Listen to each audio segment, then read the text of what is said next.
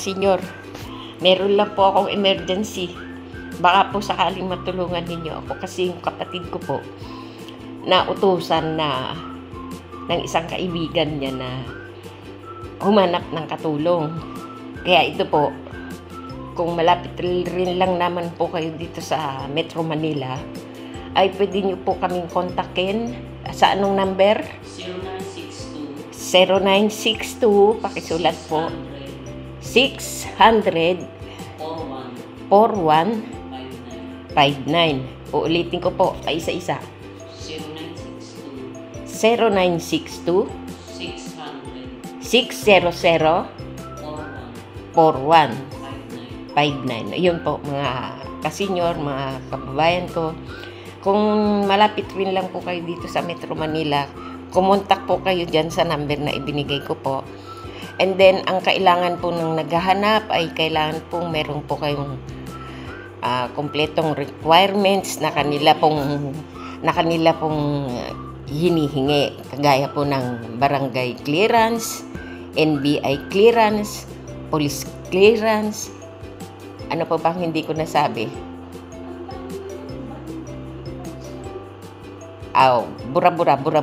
Bura-bura po.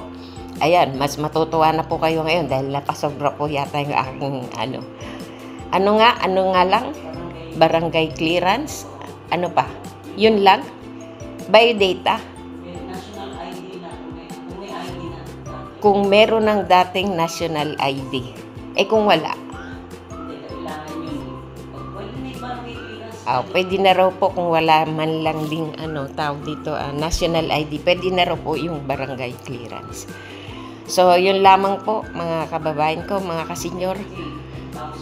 Ang sahod po ay 10,000, hindi po maglalaba, hindi po mamamlansya. 10,000 po kada buwan. Ano yun? May day off yun? Meron. Anong araw? Siya mamimili.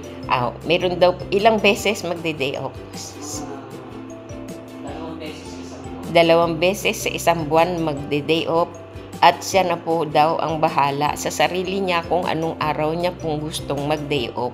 2 beses sa isang buwan. Yun po mga kababayan ko. Kung meron po kayong nalalaman, kontakin nyo lamang po yung number na sinabi ko po sa inyo dito sa aking vlog. Hanggang sa muli po mga kababayan ko. Bye-bye.